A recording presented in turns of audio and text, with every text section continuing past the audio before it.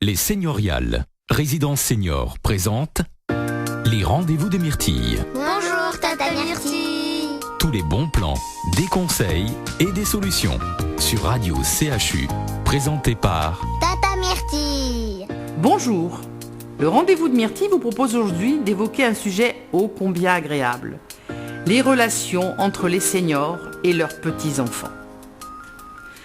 En cette période estivale, papy et mamie sont toujours ravis d'avoir leurs petits-enfants à la maison. Même s'ils savent qu'en fin de journée, ils seront sur les rotules.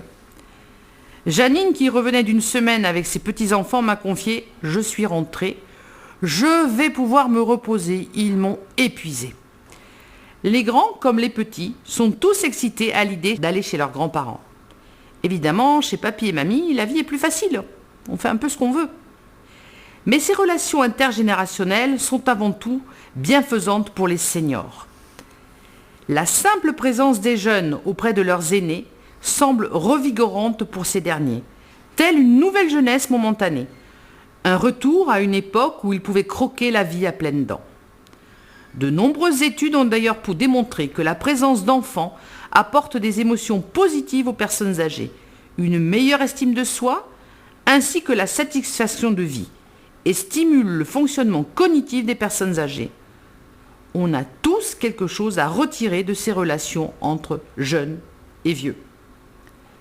Les émotions positives et l'estime de soi sont en fait des partages réciproques. Les personnes âgées profitent d'un renouveau, tandis que les enfants bénéficient d'un intérêt et d'une confiance qui les aide à se développer. Les personnes âgées semblent avoir davantage de facilité à se mettre à la hauteur des enfants pour se faire comprendre. Tout comme les enfants ont la simplicité et la naïveté nécessaires pour apporter des ondes positives et des sourires à leurs aînés. Une voix à votre écoute sur Radio CHU. Les personnes âgées qui s'occupent de leurs petits-enfants ont tendance à vivre plus longtemps. Prendre soin de petits-enfants permettrait en effet de mener une vie plus saine et plus active. En jouant avec eux, en les promenant, les personnes âgées font davantage d'activités et cela a apparemment une grande influence sur leur espérance de vie. Le docteur David Cole, chercheur qui a mené une étude sur plus de 500 personnes âgées de plus de 70 ans à Berlin, a en effet analysé qu'il y a une augmentation de 5 ans en moyenne quant à l'espérance de vie des personnes s'occupant d'enfants. Pour David Cole, l'explication vient du fait que le sentiment d'apporter de l'aide aux enfants soulage du stress quotidien et permet de faire le plein d'énergie positive. Le fait de ne rien attendre en retour aurait également une influence positive sur la santé.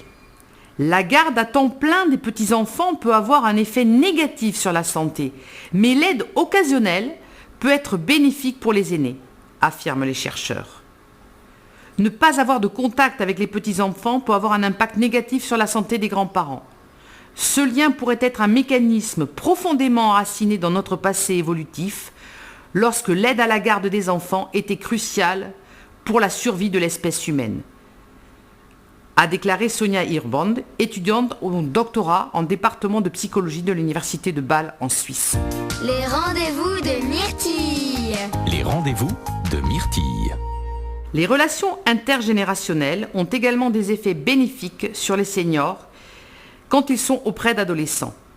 On a fréquemment évoqué l'importance des relations intergénérationnelles pour la qualité de vie, la capacité d'engagement et le sentiment d'appartenance à une communauté des personnes âgées, même celles présentant un vieillissement cérébral problématique. Ces relations ont un effet bénéfique sur le fonctionnement de la mémoire dans la vie quotidienne, l'humeur positive ou le stress des personnes âgées. Les adolescents, comme les seniors, semblent percevoir les interactions intergénérationnelles et le transfert de connaissances qui en résulte comme un échange important dans lequel cela vaut la peine de s'investir. Les relations entre les personnes âgées et les adolescents ont un effet facilitateur, tant sur les difficultés cognitives et affectives des personnes âgées que sur les faiblesses des adolescents, leurs comportements prosociaux notamment. Ces effets facilitateurs résultent des motivations respectives des personnes âgées et des adolescents.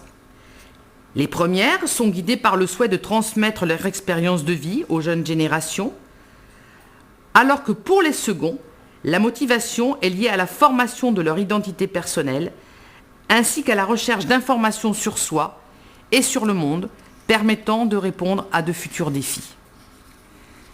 Ma prescription aujourd'hui, consommez sans modération les bons moments avec vos petits-enfants.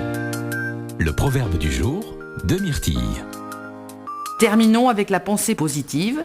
Aujourd'hui, Voltaire nous dit « J'ai décidé d'être heureux parce que c'est bon pour la santé ». Merci de votre attention et à très vite. C'était les rendez-vous de Myrtille. Retrouvez les conseils avisés de Myrtille. Bons plans, conseils et solutions pour les seniors avec les Senioriales, Résidence Senior. Merci, Tata Myrtille.